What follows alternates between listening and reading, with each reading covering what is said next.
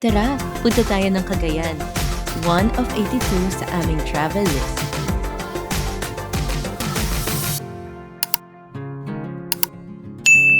Hello, this is Hayat and we are a family of 3 planning to travel the 82 provinces of the Philippines.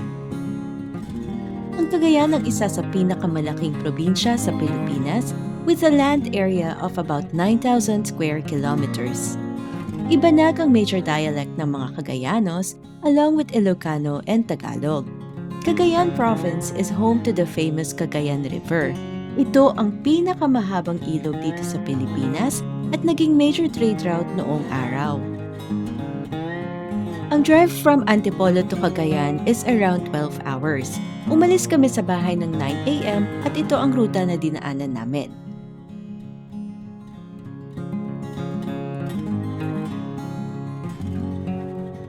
NLEX, SCTEX, TPLEX at mag-e-exit sa Carmen Villasis. Dadaanan nyo yung mga bayan ng Pangasinan hanggang sa makarating kayo ng San Nicolas kung saan ang entrance paakyat ng Maliko. Ang Maliko ay isang alternative route papuntang north. Ito ay nagdudugtong sa mga bayan ng Pangasinan at Nueva Vizcaya. Noong unang punta ko ng Cagayan, sa Dalton Pass kami dumaan dahil hindi pa bukas ang Maliko Road noon. Pero sobrang ganda ng naitulot ng pagbubukas ng Maliko Road dahil nabawasan ng 2 hours ang travel time. At isa pa, wala kayong makakasabay na malalaking truck na sa Dalton Pass ang daan. Kung ito rin yung ruta na gusto nyong daanan, maganda itong stopover dahil sa Baguio weather at mga cafes.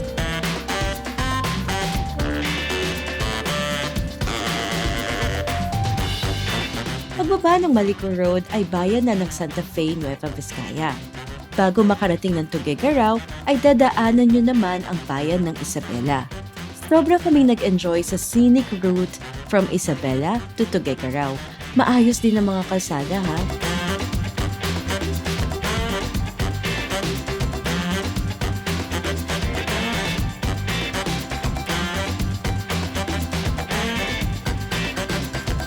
Bago kayo makarating sa capital city ng Cagayan, which is Tuguegarao, ay madadaanan niyo muna ang Bunton Bridge. Tinatawid nito ang Cagayan River. Pinsan na rin itong naging pinakamahabang tulay sa Pilipinas bago pa man naitayo ang San Juanico Bridge. Sinasabi rin nila na kaya mong tapusin, kantahin ang lupang hinirang habang tumatawid ka sa bridge.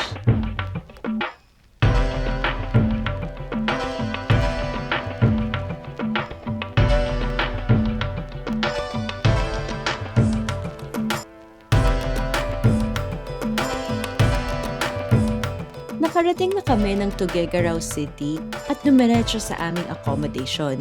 We rested for the night at kinabukasan na magsisimula ang itinerary.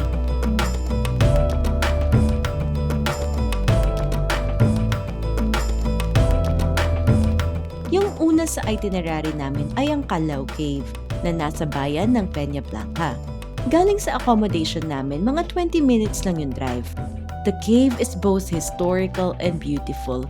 Mas sikat ito dahil sa indoor church at syempre sa discovery ng remains ng Homo luzonensis. Meron kaming separate vlog about our tour sa cave, but surely this is a must-see. After the cave tour, umikot lang kami sa town, kumain, and then bumalik na sa accommodation. Kinabukasan, bumiyahe na kami papuntang north. Ito ang Apari Welcome Art. Maraming bumababa at nagpapapicture dito dahil isa ito sa pinakapalatandaan na narating mo na ang dulong bayan ng Luzon mainland or maybe the end of Maharlika Highway.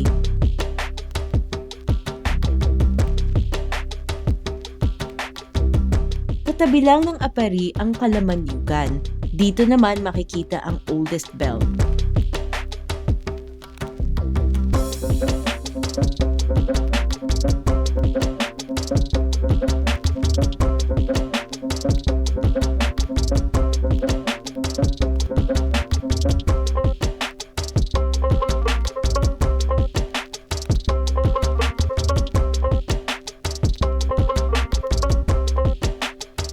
Hindi lang dito sa Pilipinas ha, pero kundi sa East and Southeast Asia.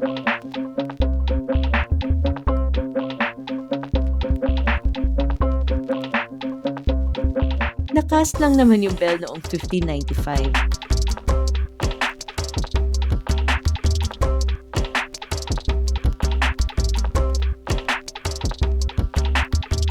Sa tabi naman ng church kung nasaan yung bell ay yung church ruins. Makikita nyo naman dito yung mga remains ng old church of Calamanyugan na nasira ng natural calamities. It is also overlooking the Cagayan River, kaya napaka-perfect spot nito for photo op.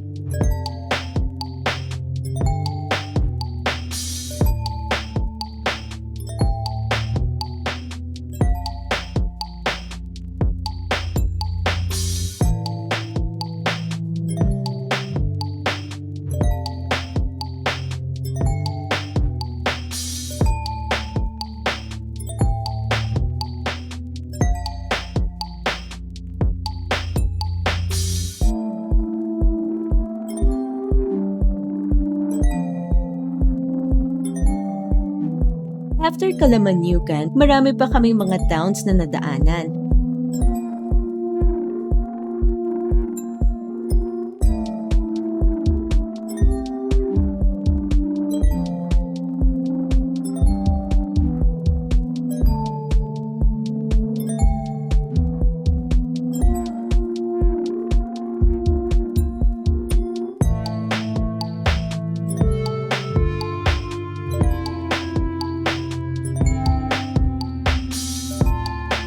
At nakakatuwa lang kasi tingnan nyo oh. Kakaiba yung mga trike dito, parang mini jeep. Also, napansin din namin yung mga bahay. Modern yung build niya pero parang bahay kubo yung bubong. Ang cute, diba?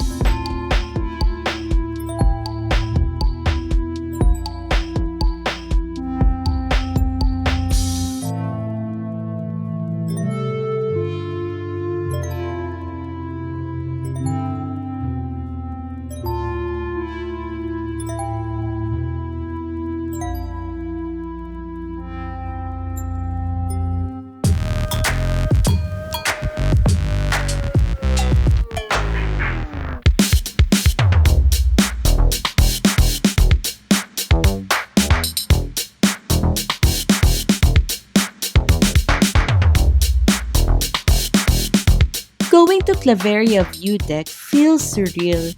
Parang dumadaan ka within the forest or in the middle of the mountain.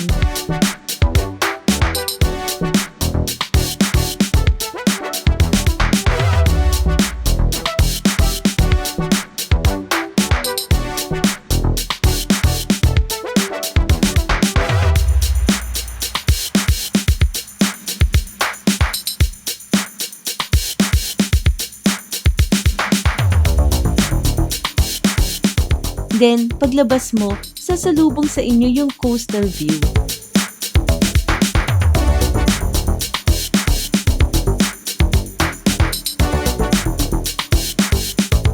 Actually, huminto kami sa Claveria View Deck kasi sa sobrang ganda niya.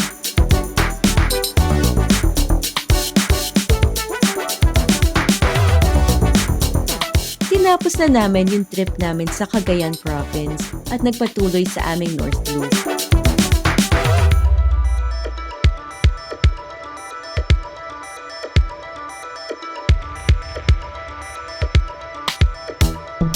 Ang masasabi ko lang, marami pa kaming hindi napuntahan sa Cagayan Province. So, isa ito sa mga dahilan kung bakit namin ito babalikan. At ang ganda mo talaga, Cagayan.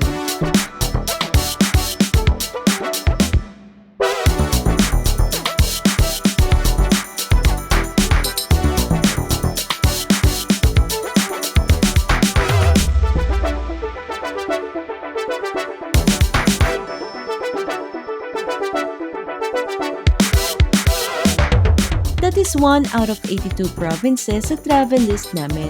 Sana, samahan niyo kami sa journey namin sa pagbisita ng 82 provinces sa Pilipinas. So ano, let's go na?